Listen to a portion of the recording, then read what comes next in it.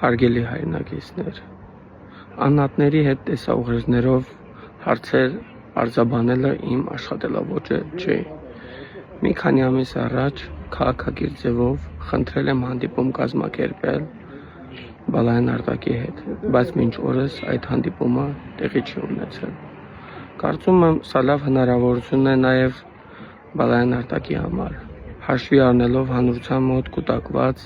այն բազմաթիվ հարցերը, որոնք կապված են Արցախ բանկի հետ։ Ես հասկանում եմ, որ ստեղծվել է բարենպաստ պայմաններ, վայելում եք Հայաստանի իշխանությունների հովանավորությունը, Աստծուց չեք վախենում, մարդկանցից էլ չեք ամաչում, բայց ինձ մի հարց է հետաքրքրում։ Դուք ձեր կարիերան ստեղծել եք այն մարդկանց շնորհիվ, որոնք այժմ գտնվում են Բաքվի բանտում։ Մի օր այդ մարդկանց աչքերի մեջ նայելով դուք ինչ եք ասելու, իսկ դա է հետաքրքիր։ Մի օր չտեսանք մեկիդ գալ Արցախի ներկայացուցչություն, ասել ինչ կարող ենք անել մեր ժողովրդի հոգսերը թեթևացնելու համար։